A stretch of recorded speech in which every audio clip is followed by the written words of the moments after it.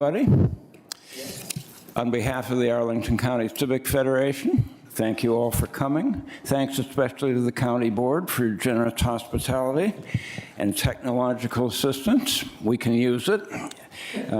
I expect that this will be the most skilled set of connections that we have all year long.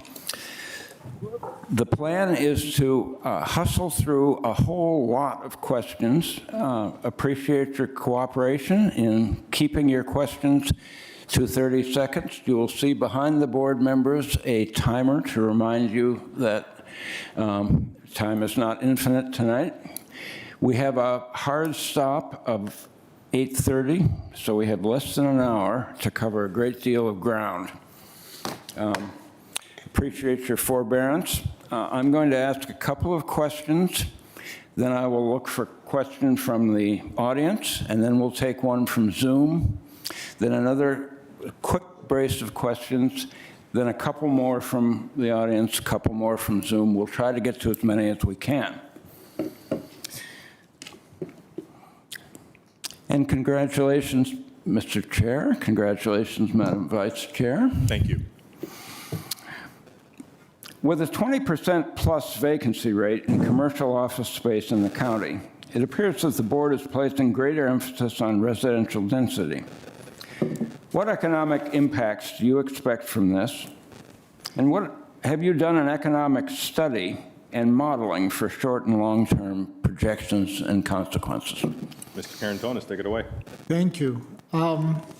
This is a very important question. I mean, as you've seen, most of us have referred to that as a key area of focus. And I have to tell you, I have always in my office these two graphs. One shows the office vacancy rate in Arlington. These are our partner jurisdictions. Here, we are not performing the best. We have bigger problems. And the other one is this here that shows over time how office vacancy has evolved. And it shows basically that when we invested in our economic development and we really made that a big focus, we could actually tame a little bit this beast. So it is not, I wouldn't agree with the premise of the question that the board is putting greater emphasis on residential density. We put the appropriate emphasis in everything. And you can rest assured that we put very much a lot of emphasis on the vacancy rates, the commercial vacancy rate, and on the potential consequences of that, which begins with tax base, a commercial tax base that hasn't been so vigorous like it has been in the past. And we have seen over years that the part of the commercial tax base that comes from commercial revenue is reduced compared to previous years. So we want to recover that. And this is a key part of how the economic machine of Arlington works. With regards to projections, so office and hotel and retail uses and are on the one side are very vital components, but they're very difficult to predict. There are short-term predictions, there are medium-term predictions. This is not impossible to have an opinion on, but we cannot have precision on this. We can only see a trend, and we can react properly. And I've showed you here that we did several times that we felt the pressure. We reacted, and we were successful to a certain degree. The pandemic has thrown us a different type of a wrench in the cogworks here, and this is the issue of the changing nature of work and the amount of telework that we will see and telecommuting that we will see right now and in the future. This is still an area in flux. It is not very helpful to speculate too much about that. One thing we know for sure, that it has an impact and it will continue to have an impact.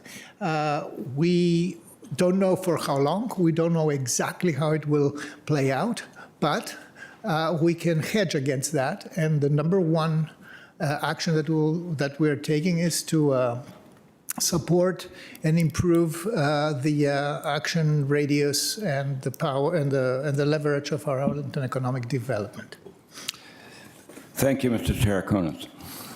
Given that residential property has historically not yielded sufficient property tax revenue to pay for the services provided, and that Arlington has been able to generously fund public services levels because so much of our revenue has been traditionally from commercial property taxes, does the board have a long-term strategy for a continued shift in its tax base away from commercial and in the direction of residential? Sure. Ms. Crystal, you can feel free to take that one.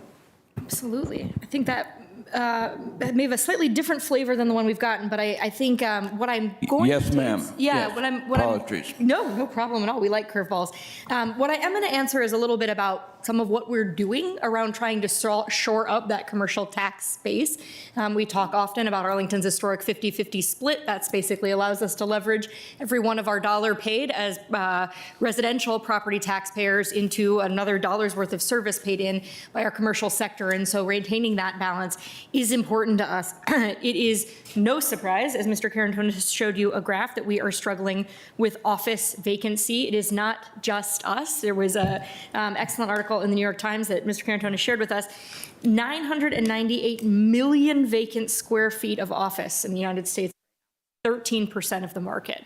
So we are very much challenged by this phenomenon of hybrid work from home, and shrinking footprints of traditional office tenants. Our staff saw this coming a couple years ago, started a commercial resiliency agenda. We are now starting to actually pursue some of the reforms that they have recommended as a result of that body of work that they conducted in partnership with our office community. So you are seeing us move with alacrity on zoning changes, something this community has not usually done, but considering terms, requests to advertise periods of just a few months to do things like allow institutions of higher education to set up shop in former office areas, micro-fulfillment centers, small-scale industrial. So that might mean things like artisan workshops or urban agriculture. In some cases, we're looking at pet boarding. We're trying to move quickly to be able to rethink and allow for new occupants of that traditional space. We know, right, that firm occupying 5-6 stories of a building with folks in cubicles and corner offices, I mean, that is not something that we can plan on coming back, that is unlikely to come back in that form. The other thing I would just note, for context, right, Arlington is not a commercial property developer. So when we talk about what's within our control, it has to be hand in glove with the office market, with commercial real estate property owners and managers. And so we have been in close coordination with them. We're looking at, for example, adaptive reuse in those cases I mentioned. I will also say, though, one of the strongest pieces of feedback we've gotten from the development community, and what I know other communities are getting too, is that they're very interested in incentives. And that's a game, and that's an area where, at least speaking for myself, I think we need to tread really lightly as a community because of the very question, John, that you asked. It is no victory indeed to bring down our office vacancy rate if we do that by carving out of the very source of revenues we are trying to restore. So as we pursue these strategies, right, it's trying to clear out any obstacles, to look around corners, to work in close partnership with the commercial community, but also be cognizant that we can't give away the store as we try to shore up that commercial side of our revenue ledger. Thank you, Ms. Crystal. So here's what this is leading up to. If property assessments continue to rise, if residential property assessments continue to rise, do you plan to keep overall residential property tax bills stable by lowering the county tax rates? We've asked Mr. Carantonis to take the lead on this one. Thank you. So property assessments have been rising, that's true. And for several tenants, this is a real problem, and we could recognize that. And we work in many other ways to provide relief. The key question here is how we make it so that we don't need to increase the tax rate. in this case. And the best way to do that, and the way we have been doing that every year, and I think this board is no exception, is to look at what programs, what services, what are the community priorities, to make an inventory of that, provide sound, fiscally prudent, and frugal guidance to the county manager, make sure that we make the most efficient use of the public funds we have, and then look whether we can, what can be discretionary, what can be. And we are balancing our budget every single time. We're not filling it up, we're balancing our budget. Not only because Virginia compels us to balance our budget, but because this is the way we manage. So every single time when we will have, in a couple of months, we announced today for the end of March, our hearing on the budget, and I invite the Civic Federation to actually weigh in on this. It is important to say, no, well, we think that these and these and these shouldn't be on the list. And that would, initiate a conversation about the total of the tax revenue. But without that, we have to balance the budget with the programs that we, as a community, have decided that are critical for us to sustain Arlington. And I'll just add as another point, in addition to, as Mr. Carantonis ended, advising that you don't think about this question in isolation. It has to be done in conjunction with what the community annually expresses as its priorities for what government should do. You then determine what revenue is needed accordingly. If you want to take it as an understanding of how difficult this is, look no further than our annual tax and budget rate hearings that we just scheduled tonight. On an annual basis for my entire time, 7 previous years on the board, we typically get hundreds of people in some capacity participating in the budget hearing, talking about things that they would want government to prioritize. And then it is a rare year where we get more than a handful who come to complain that the tax rate is too high. Not that that necessarily means that everybody's absolutely fine and we should pay no attention to tax rates. Obviously, it's a part of what we have done to ensure that the increases in taxes and fees paid would be sustainable for households. That's an annual part of our conversation, but it's clearly something that you have to look at with balance and not an isolated question of if residential values continue to rise, will you lower the tax rates? At least I don't look at the decision-making through that lens. Okay, artfully done. Mr. DeFerranti wants to add a perspective. I'll be short with some numbers. 80% of both budget, school and county, are people. Do people in this room believe that teachers needed a raise last year? Do people in this room believe that our police needed a raise last year and this year? We did a 13% raise for police last year. We're doing a 10% raise for police this year. We were able to do about an 8 or 9% raise for teachers last year. Those are the sort of choices that I think, if you're being real, we have to consider. Yes, you could cut the other 20%. Should we cut Columbia Pike Partners? No disrespect, Kim. I'm sure you would oppose. No, yes, no, we can't cut the other 20. Yeah. Let's not put that into the atmosphere. No, I won't. But I'm trying to use real examples that the question presupposes that it's just this abstract thing, and there are real choices. And I think that thanks for covering me there. But I think that you need to hear that those are the choices. Those are part of the choices. I'm just looking out for you. I don't want it quoted that DeFerranti says you can cut 20% of the budget. All right. I suspect we're going to switch subjects here. We're going to take a question from Zoom. Mary Glass.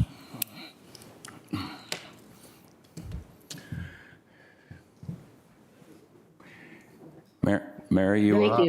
Thank you, John. First of all, Mary Glass, and I am on the board of the CivFed and head of the Environmental Affairs Committee. I thank you for the time to come and talk. You will appreciate that I didn't bother you with the bad cold that I have by coming in person. And let me just start out a little bit of background before my question. Mary, you have 5 seconds. I'm sorry. Pardon me? Now you're out of time, but I'll let you ask a question, but this will be an object lesson for others. Just get to the question, please, Mary. Okay. Thank you. I want to know if the county board members will take the lead in giving higher priority to natural resources, including directing more funds and making those funds apply to action, not plans and words. Okay. Thank you for the question, Mary, and I hope you feel better. So I think I'll take a crack at this, and then I know that we have people who have spent a lot of time liaising with our forestry and natural resources plan and process, but I think we do place a priority on this and have looked to make sure we're committing adequate resources to not just plans and studies, but personnel to actually implement some of the plans and ideas that we're looking to increase the schedule for when we are collecting data that will allow us to make good decisions. Certainly there is more that we could do. I think that's true with every line of business that we have as a county government. There is a baseline level of what we know that we have to do and more that we would like to do if resources permitted. But back to the previous conversation, we do have to make choices, and we recognize that for you, Mary, one of our community's key leaders in this area, you certainly have ideas for what we could do more. We're always happy to see if we can meet that expectation, but when resources are constrained, it's not likely that we will meet your best vision for what we ideally should be doing. Ms. Garvey? Yeah, I mean, I'll just be quick. I think, as you know, Mary, it's nice to hear. I'm glad you're not feeling, you don't sound too sick, so I'm hoping you're not feeling too bad. You know, we having the Forestry and Natural Resources Master Plan update coming really soon. I think there's going to be a lot of discussion that I'm sure you will be part of, and look at how we can take actions, not just have words. And I thought I might invite our Chair Emerita, who actually made a lot of remarks about this in her remarks today. Thank you so much, Ms. Garvey. I was trying to see if I could be quick enough on the draw to quote the actual figure that goes to the tree canopy fund, because Mary, I really appreciate your point and just wanted to note that that is really one of the best ways we invest, not in words, but in trees, because this is a great opportunity to promote that we are right now working with our partners at Eco Action Arlington, who are literally knocking on doors all across the county. I just got a really fun bumper sticker from DPR at a public event. You've surely seen the signs in the medians and lawns to give away free trees, which is really important, not only that we invest in the money in the trees themselves, but in the money to educate and do that outreach, because we need to make sure once those trees are planted, they get the attention that they need from property owners to grow up. So that continues to be an area of investment, even perhaps more so in the coming years. Ms. Garvey mentioned one of the things I've been really excited about in conversation with some of our citizen leaders, as well as staff working on the Forestry and Natural Resources Management Plan, is some creative thinking around the idea of setbacks in single-family homes and low-density home construction and tree preservation. We know this has really been an Achilles heel for Arlington. Mary might suggest this is an area where reasonable people can disagree whether the county is willing to push the boundary enough of our legal authority. But we have been really struggled to protect trees during redevelopment of our single-family property. So even at a time when we are adding to our tree canopy and public property, or even in our denser areas, we have been losing it in single-family areas. And so one of the recommendations that is likely to be forthcoming with the Forestry and Natural Resources Management Plan is, can we look to just shift where the setback requirements are? If we know we're likely to lose trees in the front of yards during construction, is there a way to bring houses closer to the street and protect them more in the rear of the yard? So that's something that I know our staff is looking at. I think that's an area, hopefully we could, I have learned to never say this with zoning zoning studies because there's always something surprising, but hopefully we could move with some alacrity. And I think that is indicative of the type of thinking that we're seeing out of that forestry and natural resources plan. So dollars, action, and Mary, I take your exhortation to heart, investing in trees and changes, not just talk. Thank you all very much. Next is from the audience, Edie Wilson. Small business, retail business. The delays in opening these businesses is still terrible, and I don't see enough concern. All of you who come to Shirlington, how many you do, should notice that we have a Greek restaurant, an ice cream parlor. 5 seconds, Edie. 5 seconds. They are 8 months, 9 months. When we ask why, they have signed. They said permits. Please come do an inquiry. But this is just terrible. Vacant storefronts with signed leases? Why? All right, so, I'll start off, and then Mr. Carantonis, I appreciate it. I live close to Shirlington, and I've been awaiting Jenny's Ice Cream. Was waiting last summer. Can't believe they're not open yet.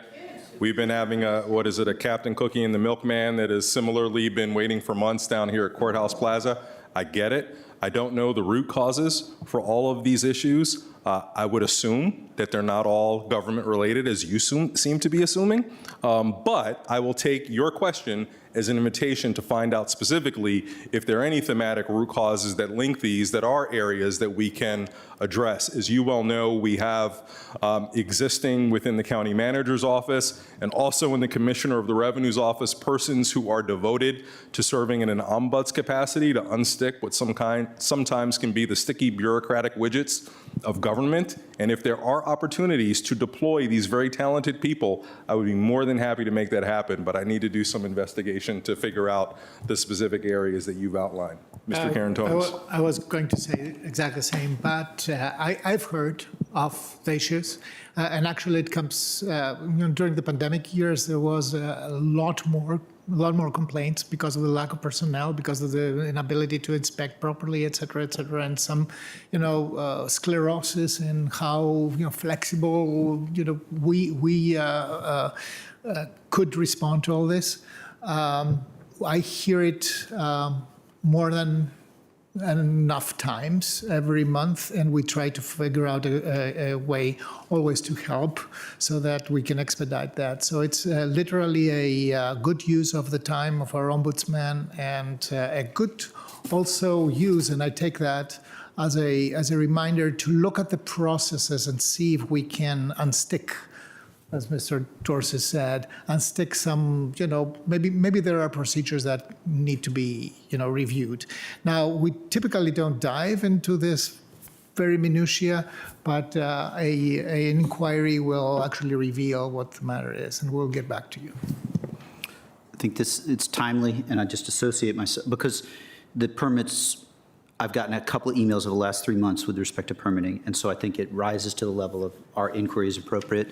But I don't know if everyone knows, in the pandemic, significant investment away from any of the incentives that Ms. Crystal mentioned and into small businesses. This is a distinct issue. In the past, permitting problems, I think, could be relevant. We went online. I think you've asked a time-sensitive question, so I'll help Mr. Dorsey follow up. Thank you. All right. Here's a question on commissions. The perception is out there that there's considerable variation in the goals and influence of the approximately 50 board commissions. Many of these represent expertise but not diversity in opinion. Others focus mostly on community review. Would you be willing to review the commissions to clarify the goals of each commission and the expectations for their individual policy review processes, and to make membership selection more transparent and accessible to the public? Ms. Crystal's going to start this conversation. I'm going to be a little glib and say absolutely, because we already do. So this work of reviewing the charge of each of our commissions is ongoing. It is something that each of us take really seriously as the liaisons to about 1/5 of the commissions. And it is really important to ensuring that they continue to function well and that they are a good use of the time of the civic leaders who dedicate their time to it. So I'll give you a couple of examples. We revised charters, I would say, at least every other month, right? We've got one on our docket, but we also revise the work plans. For example, Ms. Garvey meeting recently with the Joint Facility Advisory Commission, founded to start thinking about the siting process, especially of schools. Thankfully, we're doing a little less of that these days as schools have now caught up on the student population growth. And so thinking about their future, working through with the chairs of JFAC about their envisioned new work plan. We have worked to revise the scope of commissions and advisory groups. For example, Mr. Dorsey and I, as chair and vice chair, last year meeting with the chair and vice chair of our school board counterparts to think about the right role for citizen advisory on joint transportation planning issues and rethinking the scope of the advisory committee on transportation choices. We work on the evolution of the bodies altogether. Mr. Dorsey put in a lot of work to think about the future of the Emergency Preparedness Advisory Commission to make it a more dynamic and boots on the ground structure directly reporting to the manager. In every case, what we're trying to do is make sure that the form follows function of these commissions. So there is not a broad brush with which we can paint them. Exactly as you noted in the question, they are unique. Some of them have statutory functions under the Code of Virginia. Some are many decades old. Some are brand new. And so I think they each require attention to detail and ensuring that they are set up in their scopes, in their charge, in their memberships to do what they are envisioned to do by this community as represented by the county board, and also what the aspirations of their members hope for as well. I do want to say your question about the application process is such a good one, and yes, and so this is a chance to maybe share a little bit of the back end, what goes on behind the scenes. I know you all know Kendra, our clerk, Mason, our deputy clerk, from showing up to speak at board meetings or helping with this joint meeting, but they also do a whole host of other activities, and one of them is managing and liaising with our commissions. So they have been working on a sort of back-end system about how we collect and track the applications, how we share information across the county board office and with the staff liaisons. We're hoping to be able to roll that out in the coming months so that it is a smoother process for those who apply for commissions. That variety can sometimes make things challenging if you apply for 3 commissions. Which one do we start you with, for example, and what can you expect? So they have been working really hard on the systems, the back-end systems that will allow us to make it a smoother process for application, because we do share that as a goal too. And they also have been working really hard in recent years to have more standardized training and annual meetings across the commissions. And I think that's really borne fruit. We're seeing our commissions, in my experience of the past 7 years, our commissions collaborate with one another to an extent that I think I have not seen before. A great example is the advocacy they've worked on together to join us in petitioning the General Assembly for more flexibility for virtual meetings. The way our commissions have really had those relationships with one another and been able to work on the same goal, I think has been really impressive and is really a credit to how hard the team has worked to be able to do those types of training and joint meeting opportunities. So definitely more to come on the application process. And if I might, Ms. Crystal, I think that also is included, I believe, because I haven't been briefed on this recently, but I believe we're looking at, you'll be able to go online and see really clearly what membership, where there are openings and whether they're there, and that's a lot more transparent. Before it was you kind of had to guess and you had to call, and I think that if it's not up there now, it will be soon, I believe, and that'll make a big difference too, I think. Available centrally and on each commission landing page. Yes, and communicating vacancies and communicating opportunities has been improved and will improve further. I wanted to take the opportunity to thank all the chairs of the commission, because they are really part of this. They are the first ones who identify the issues, who will know how to, how difficult sometimes it's to manage the commission, how to manage the appointments, the reappointments, the vacancies itself, the issues with the charter of the commission, etc. They have done a year-month's work over this last 2 years, and I cannot express my gratitude enough to them. They have been amazing. Plus, they have also elevated other significant qualitative issues, like, for example, are our commissions diverse enough? Do they invite, the different voices at the right time, on the right topics, etc.? I think there is movement forward on this, and to no small extent, we have to thank our volunteer leaders of these commissions.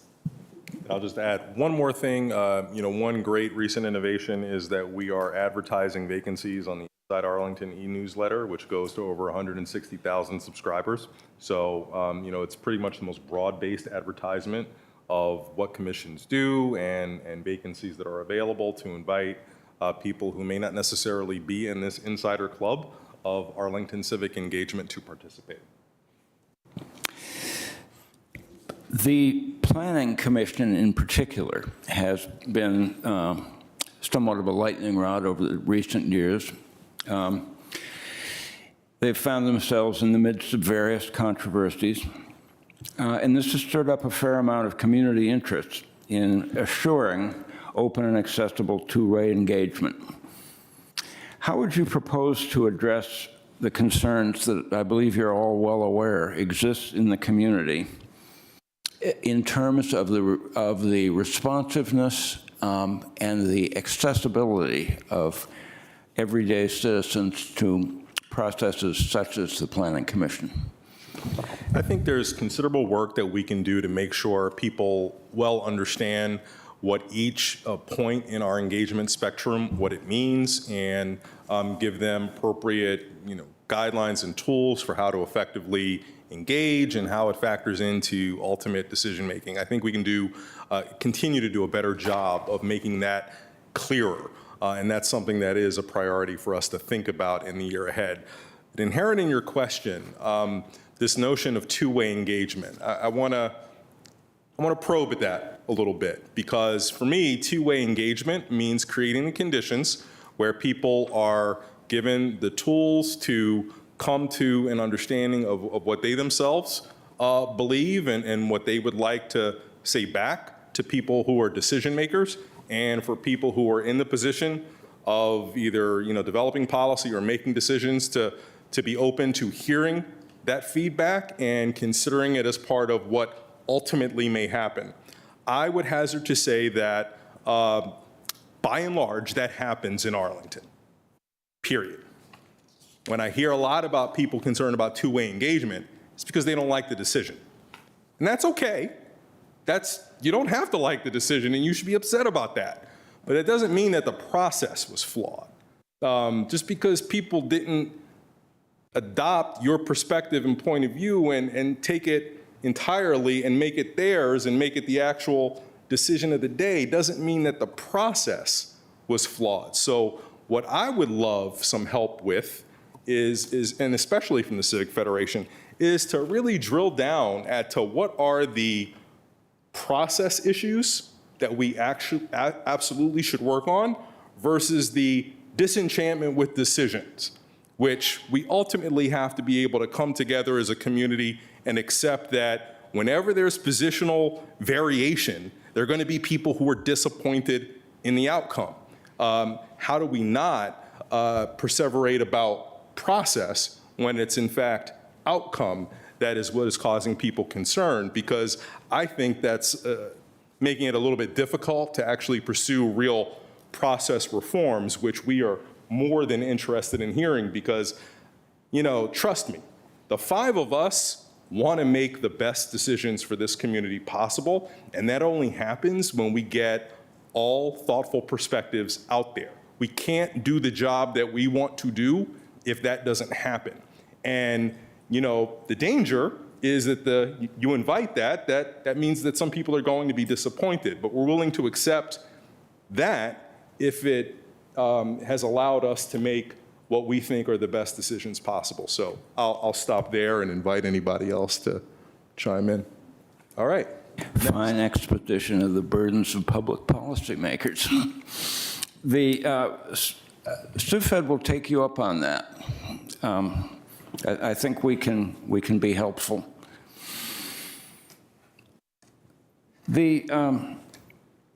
I would say that there is still some concern in the community, but there's also concern in the community that I'm not taking enough Zoom calls. So let's turn to Sharon Valencia. Priceless. Hi, Sharon Valencia, Delegate, Boston, Virginia Square Civic Association. Additional lights were installed along a new North Kansas street that were not included in the 4.1 site plan. The lights are significantly above the dark sky requirement or standards regarding light trespass. The nearest neighbors and Civic Association have been unsuccessful trying to get the lights dimmed for approximately 7 months. First, can the community rely on the 4.1 site plan diagrams to understand what will be built? And second, how can the community effectively influence county corrective actions and, to your just previous comment, the process overall? Thank you. Thank you, Sharon. I think this is an area of weakness for us as a community, how to make sure that all of the iterations and attestations of what will happen that go through what is admittedly a long development process, which includes lots of plans and drawings and ultimately documents that then are not necessarily the people who submit the proposals are not necessarily held to them because they could be changed administratively. It's Byzantine, and it leaves someone who comes into the conversation at various points with a disconnect between where they engaged and what they might ultimately see on the ground. We need to figure that out. I don't have a magic solution, but it's one that we talk about internally, and the manager is aware of our priority interest in making sure that there is a clear understanding of the things that matter to the community through the development process, and there should be no daylight between what is important to us that goes into an approval and what is actually built without the community's ability to somehow impact that. So in other words, let's not default to administrative changes, which are a necessary part of any development. Things that you conceive of in advance are a little different when you go to build it, but that administrative change tool should be only allowed for things that are relatively insignificant or not of consequence to people in the community. When things are of consequence, the intensity of a light, the position of a light, whether they're stairs or a ramp, the materials in a certain building, those are things that may have in fact caused people to become engaged or have a degree of support or interest in a project, and we can't allow that to be changed without it being available for at least the public to review at some point. So it is a weakness. It's one that I've felt strongly about for years. I think we get a little bit better, but it's still an area where I think we have a lot of work to do. Mr. Carantonis. I subscribe to everything you said, Mr. Chair. It's not the only case. There are several ones. And I have to say two things. First of all, I don't think that staff is eager to dispatch the administrative allowances. They actually go through a process, et cetera. The question is that this is not always sufficiently consensuated with those who are most impacted, and it's important to increase the sensitivity of the radar there so that we can see. Then there is a logical environment of flexibility, the final landscape plan, etc. All these, this helps project to be done relatively swiftly, efficiently, etc. What I want to say here is it is extremely important to transmit the importance of these small changes also to those who on the ground, like Ms. Crystal mentioned before, we are not the developers, they are, and have their community engagement people actually pick them up and proactively try to resolve them before it gets to a point where something has to be turned out and where we are facing very costly corrections, etc. So I definitely agree that we need to look into that and ask the county staff to make proposals on how to make, without sacrificing too much of logical flexibility, how to make it a little bit more accountable. on delivery. I just wanted to observe too, I mean, I think one of the things we've sought to change with regard to site plans in particular in recent years, I think the board, and I'm sure I was guilty of this in my early years, had been in the habit of trying to resolve through site plan conditions, lingering concerns that people had with the project, and creating an expectation that county government could enforce things that were in fact for the developer to be done or had not been done as a matter of design and really needed to be as a matter of design. And so I bring that up to say, I think if you've had the experience of, perhaps testifying on behalf of your civic association to the board about a site plan or a use permit for, live entertainment permit, for example, and felt like the board didn't take enough accountability and ownership on the part of government for resolving whatever that issue was, and rather instead, emphasize the condition of a property manager on site who would be responsive, or a construction manager who would regularly meet with the neighborhood. That is why I think we're trying to create more direct points of connection between those who can do something about the problem. I don't know about the lights that were installed that Ms. Valencia talked about, but I do know, Ms. Valencia, from previous Open Door Mondays that, there have certainly been concerns or questions you've had or your neighbors have had about that development, right? And one of the reasons we really do try to keep that direct line of communication open is because I think it's less frustrating for residents than it is when they have to go report to the county board, who then put them in touch with somebody in planning who's trying to enforce a condition, and it is less direct that way. I mention that all of which to say not that it is by any stretch of the imagination resolved. I think as Mr. Dorsey talked about, that's an area for further iteration, but to just say, if you've had that experience where the board didn't take ownership of government solving the problem, that is why we're trying to make sure that it's less frustrating on the back end of enforcement. Thank you. And Mr. DeFerranti for the last word on this. I think all of you covered it. I recall getting an email about 6 months ago about this, followed up with it. I think we then did exactly what Ms. Crystal described, talked with Mr. Aiken. And so, I don't want us to leave this. We've described the systemic issue. I can check in and try to understand, and we can get back to you on where the specific answer is. It may not be the answer that you wish, but it's worth at least being that accountable to you, that we would follow up in answer to this specific question. So we have explored this specific issue through Mr. Aiken's office, and ultimately I can appreciate that we weren't able to satisfy Ms. Valencia in this regard, but longer story than probably you want to get into tonight. All right. Adam Theo. Please state your name and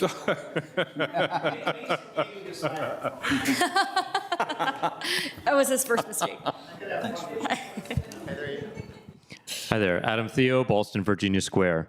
This is a question from our members regarding the Old Quincy Street that was decided in the most recent recess session.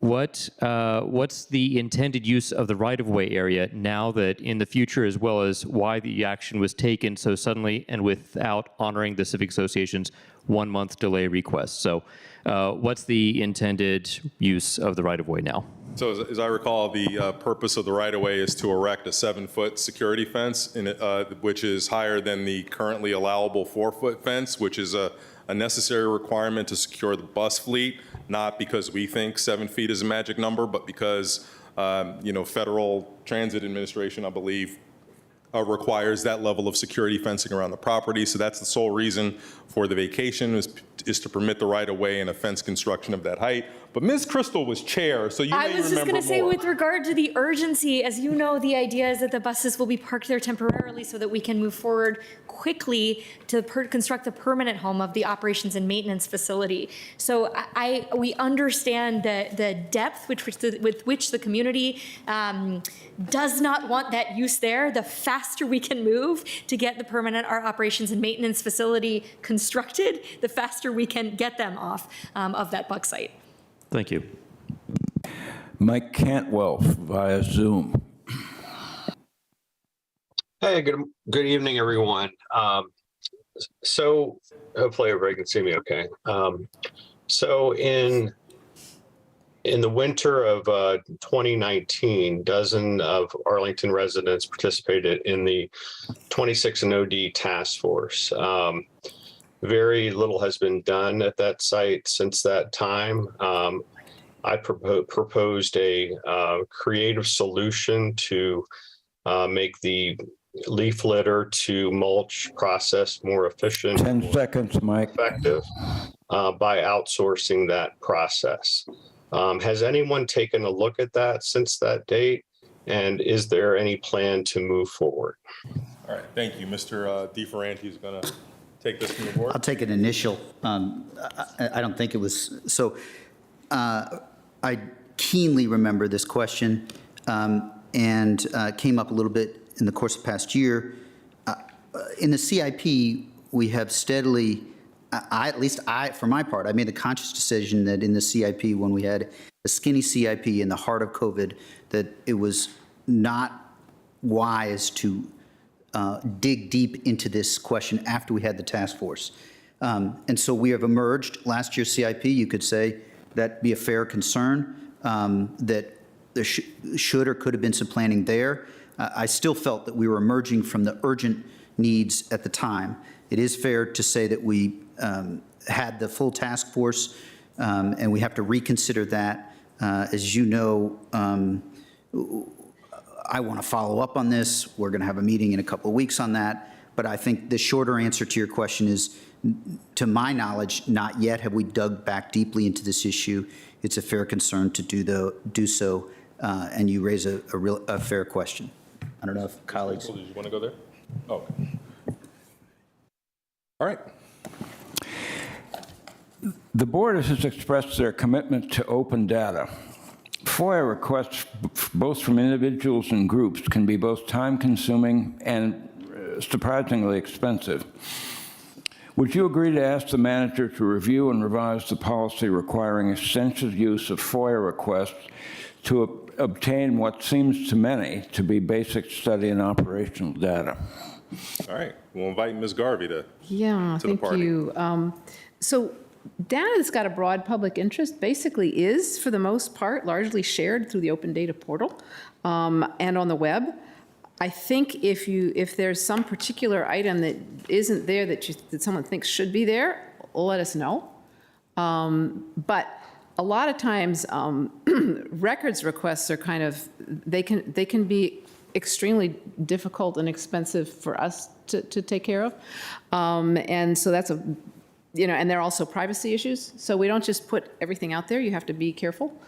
So again, if there's something specific that think ought to be open, then let us know, because we actually are committed to putting out in the public realm all of the data that is of public interest and can be out there.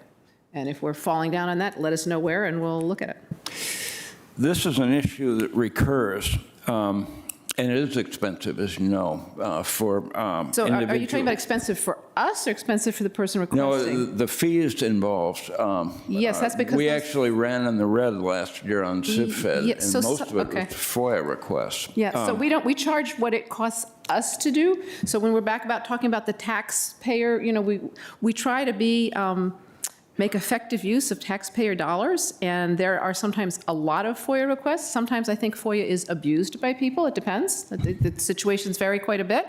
And we really can't just do a FOIA search and request and absorb all of those costs no matter what. And in fact, if there is some cost that helps people think a little bit about whether they really need that. And again, if the data should be open data and should be out there, let us know and we'll put it out there. But we get a lot of requests that are kind of, that are idiosyncratic, take a whole lot of time, and maybe it is not in the public interest necessarily for it to be out there. And I don't think it's certainly in the public interest for us just to allow anyone, anytime to ask for anything and us to have to supply it, because it's quite expensive for us to do. And I think Mr. Karen Thomas wants to add a perspective here. Yes, just adding a perspective, indeed, Mr. Chair. So there are two types of FOIA requests, and one is to figure out what is the political thinking or the the discussion between the board or staff, et cetera, which is, part of the Freedom of Information Act. This is the intentionality of that, and I don't see any remedy then to actually have to FOIA that if somebody thinks that this needs to be FOIA. There is also the other thing, which is raw data on things. And I think, and I hear you very well, that there is a commitment, and the county manager has repeated it many times. And if I had to give from a point of view of open government, from an open government perspective, I had to give a characterization to last year's the year of the dashboards. We now have dashboards for absolutely everything. And I would, not nearly enough, but we have a lot more than we ever had.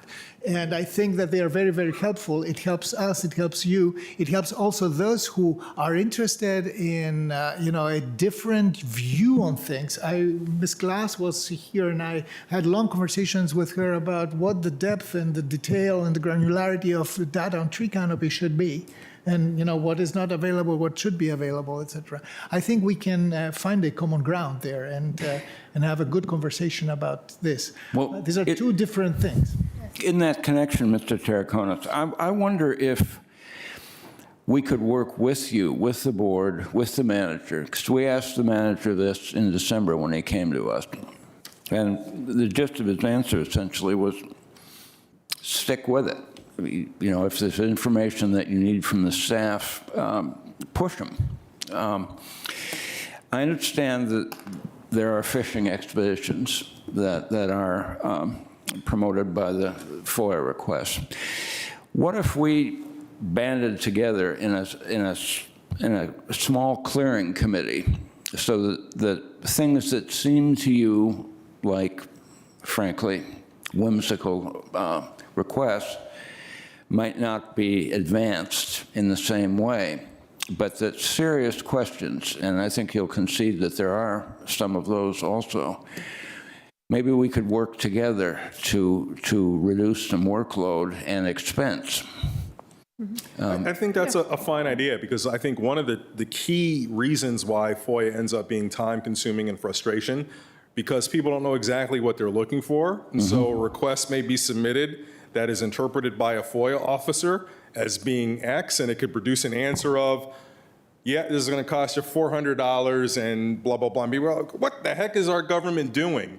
And so one of the first things that I think people can do, if FOIA is absolutely the route that you need to go, which again, it shouldn't be, you should maybe look at asking for what you need or engaging in some other way. But if FOIA is ultimately the route, I encourage people to actually have a conversation with our FOIA officers who are trained to help narrow what it is you're interested in so that they can only focus on providing responsive records for what you actually need. So I think it's a multi-pronged policy, but I think the first area that you were is absolutely right on board. Anything that we have that's useful to help people understand an issue, figure out how to give their informed perspective on an issue, we want to make sure you have that information. Sometimes there's this thought that it exists in a form that makes a whole lot of sense for you to use, and it may not.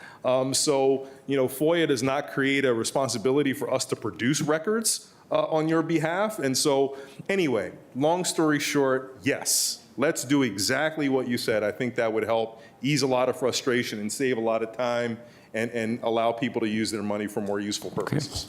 If I could just, I think I'm like nodding vigorously with Mr. Karantonis' point about the difference between data, right, and qualitative and interest in taking a look into how government has discussed things. Fine, completely people's rights as citizens. Perhaps there is some kind of protocol we can develop to figure out what is the actual data request, right? Not the assumption surrounding it or not wanting the qualitative color surrounding it, but what is the data request? And I really think, I've spent a lot of time with our open data portal, I'm looking at it right now.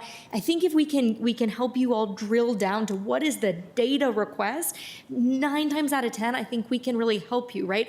What is the permit application history for that small business? Not Was it handled quickly enough? Like, what are our standards, right? We can work on that. We can have that debate. But if the data is, when was the permit submitted? I'm sure that is likelier than not available on our open data system. So I think there's, maybe it's a protocol, maybe there's some way of us saying, like, let's really drill down and, like, what is the objective data question here? Let's start with that, and then we can have some debate, right? And not use FOIA for that debate about whether it's being done and how. Yeah, if I could, I really appreciate the suggestion, because if you're here, if anybody's sort of listening from the outside, there's frustration on both sides.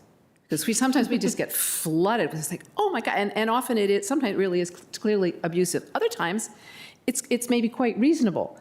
And so we get frustrated on our side, and then on the other side, people asking it is, yeah, I just asked for this, why can't they just give it to me? There might be some very good reasons. And so I think some discussions, so we each understand each other a lot better, would be good. And Mr. Dorsey, I believe already, when a request comes in, and it's going to be quite expensive, we do go back to the requester and say, do you really want this? Is this what you want? Because this is going to be very expensive. If you want something, you narrow it down, we can get the cost down for you. I think there's goodwill for the most part on both sides. Every now and then, I think there are a few kind of bad actors. And I think if we actually talk about it, we could really get somewhere. I like the idea quite a bit. So increase understanding on Well, both sides. staffing this little group will be the challenge, and it'll be a challenge for us also. But if I'll follow up with the great. chairman, and we can. I think it's great. We can proceed with that. If we may, we've got a couple of questions in Zoom, and you know I was going to ask a question about stormwater before we're done. So we'll take Tony Weaver. Hey, thanks. Tony Weaver, Arlington Rotary Club. DC and Alexandria have had success with converting commercial office space to residential. Is that something that is on the table for Arlington? Yeah, Tony, you may have not been on when we talked about this. Certainly it's something that we look at where it's practical. It's not as easy to execute and implement in all form factors based on the age of a building and the manner in which it's constructed. But we're also very careful to make sure that we look at those particular opportunities with a fine-tooth comb, because there's a different impact on infrastructure and existing plans that residential provides than commercial. So the answer is, we do it when it makes sense for all parties. We look at it very closely in all circumstances, but you're not going to see it perhaps to the degree that you would like for lots of reasons, including that it's just not feasible for many developers to undertake it. And just one point that I didn't make when I was answering that question earlier, it's a great one, Tony, was I do think you are going to see conversion, but it's likelier in Arlington for a variety of reasons that are well enumerated in a white paper that our staff put out towards the end of last year. You are likelier to see that in the form of redevelopment rather than adaptive reuse. There are some estimates that in our region, the cost of adapting a building from office to housing is on the order of $400 to $500 per square foot. It is in most cases going to be cheaper to redevelop that building. So the Macy site, for example, that we just approved a few weeks ago at our December meeting, is a great example of an office building that has now been entitled to be redeveloped as housing. So I think it's on the agenda. It's just going to look a little different in Arlington than it might in other communities. And I'll just add, it is a good question. It's one that people are asking all around the country. And actually, the region is looking at it. Lots of study is going on. And I think there are a lot of difficulties in converting some buildings, but I'm sure there are engineers at work probably as we speak now trying to figure out if they can figure out a better way to do it. So there are a lot of good minds that are working on this. Certainly a reasonable question that I think really leaps to the mind for all of us right now. Thank you. Courtney Ridgely from Zoom. Hi. This is not a fake background. This is, I live directly across from the Walter Reed Pickleball Center of the Universe. And I'm letting you know that 7 days a week, 15 hours a day, this is what I see and hear, along with my neighbors who are also on this phone call. What is the county doing to address the needs of residents, not just the privilege of sport players, to address our mental health that's being negatively impacted, to address the financial impact of living across from the courts, and also the quiet enjoyment of our houses. It's a beautiful evening. I can't enjoy sitting out in my own yard. What is the county doing for that, as well as what is the plan to build more courts in non-residential areas? Thank you, Courtney. I think Mr. DeFerranti wants to start us off with this. Sure. I learned about 3 or 4 doors down from you. I spent about 45 minutes knocking on the door of one of your neighbors. I hear the concern. I think we've engaged. I'll have to follow up to be sure. We've engaged. I have had a conversation or seen an email from our Director of Parks and Recreation, Jane Rudolph, about this issue. There's a couple of different complaints as I understand it. There's concerns about the timing of lights at night and moving it from 11 to 10 p.m. There's concern about the noise, of course. And there has been studies that have shown that, and certainly my lived experience trying to play pickleball is that it's way louder than tennis. And so understand that. I also read Arl now. I know there's very strong concerns about, even in the morning, the time at which people try to play pickleball being before the courts are open. I think it's fair to say there are a host of issues. I think it's probably the best response. I assume it's not the case that the lights are on during the day. It's the noise during the day that's the bigger concern. But I also think, Courtney, it'd probably be a good idea for me to re-pull that email and follow up. I think Mr. Karantonis has also taken some leadership on this. I don't know that I've answered every one of your questions. The concern about pickleball courts in other parts of the county is, I know from personal experience, 150 people can be there on an average weekday morning at 10 o'clock in the morning. It is a sport that is a phenomenon, as the Post article mentioned a month ago. So those are a few thoughts to follow up. I know Mr. Karantonis has pieces to add. You've raised reasonable concerns. We're working on it. That's not to say that we have answers for every single question yet, and we're trying to balance the needs and respect, of course, also your home and your ability to enjoy your home. So to what Mr. DeFerranti just said, I live very close by. I can actually hear it. So I'm not so close like you are right now, but I can actually hear it. So the solutions that we've tried to negotiate for now is the reduction of the hours, closing at 10, trying to discourage frivolous use of the facility. But there is a lot of work that needs to be done to understand really how to manage the pickleball demand, not only in Walter Reed, but everywhere across the county. So we expect from DPR and from the county manager to provide some options here to focus on that. And I do believe that we take the impact on residents very, very seriously, and we want to do the best we can to mitigate that. On the other side, we also don't want to completely make it impossible to play a very popular sport across Arlington. We need just to find a good and balanced solution for that. And that can happen in collaboration with the Civic Association and with everybody who's involved here. A lot of work to be done, and the department is working very hard on that. I see laptops closing. Your indulgence, please, for 2 more quick ones. We can do Todd Truitt.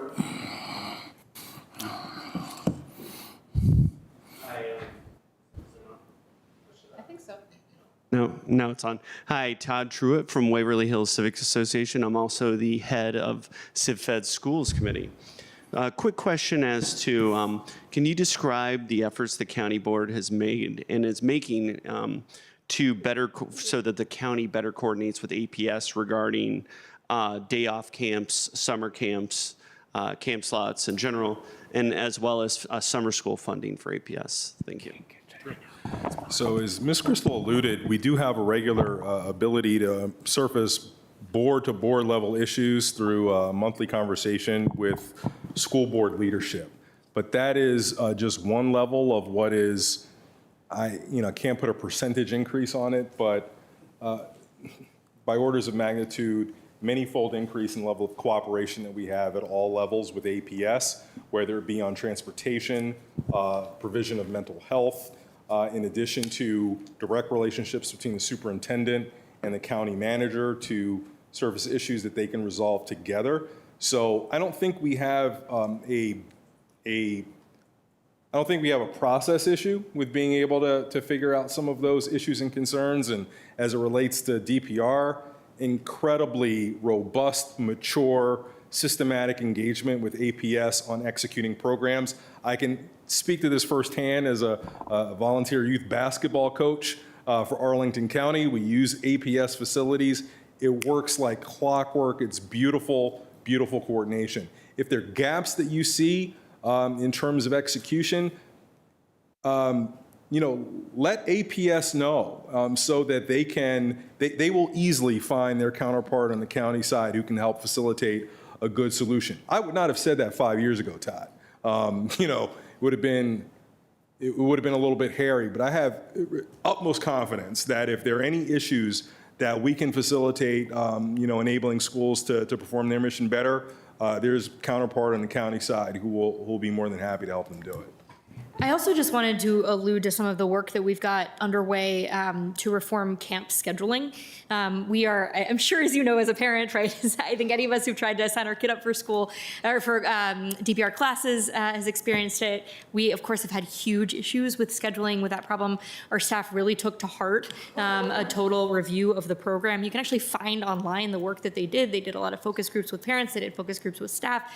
They put out a call for proposals for contractors who could run the website differently. There is a new registration process that they used for the first time. I don't know if you had the experience of trying to sign up for winter classes. We're, I think, 6th on the wait list for one of the swim classes in my family. So we had the user as well as the policy experience.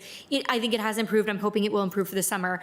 Long story short, I believe that for the lived experience of parents, if that process is less frustrating, it's going to feel less constraining and less like there are gaps in the system. That's my hope anyway. But what that, sort of that analysis, also ensuring there are enough staff for our camps, which is a big challenge, has done is, I think, clarify the opportunities to work with schools. And I'll give you a specific one that Christian and I were just talking with the superintendent and our counterparts about last month, was this desire that APS has that some of the kids who are in summer school should be able to try to get a day or two of just camp fun enrichment a week, right? Because summer school is tough, and we know this is often our kids who are challenged to get into enrichment programs year round. So what could we do there?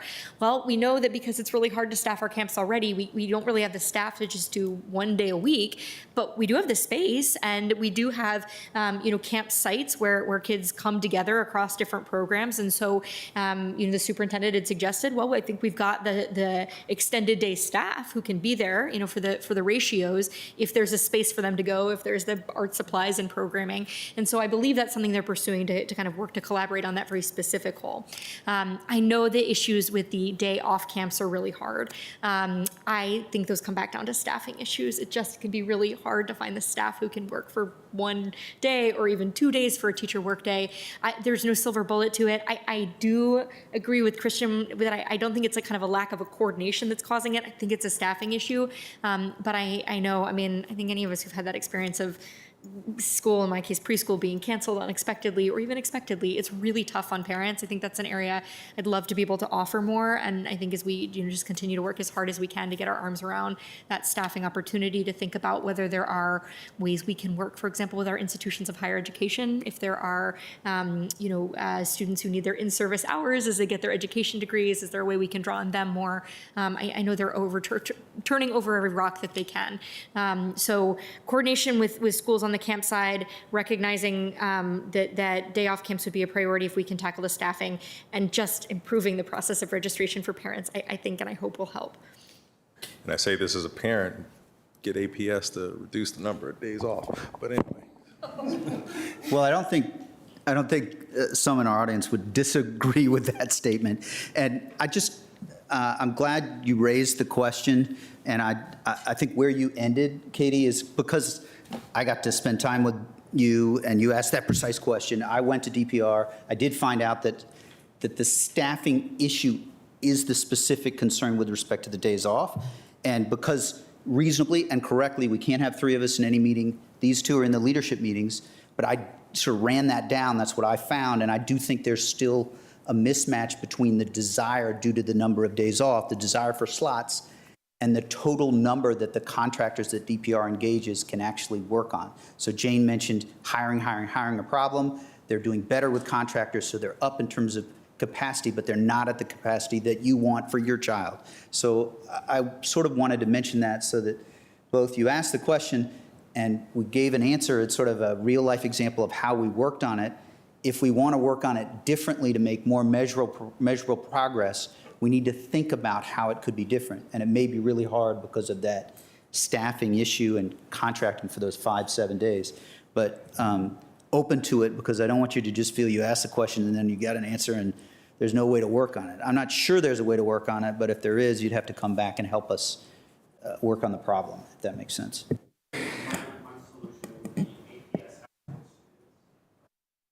Oh. Oh, Good idea. yeah? Not bad. One last question.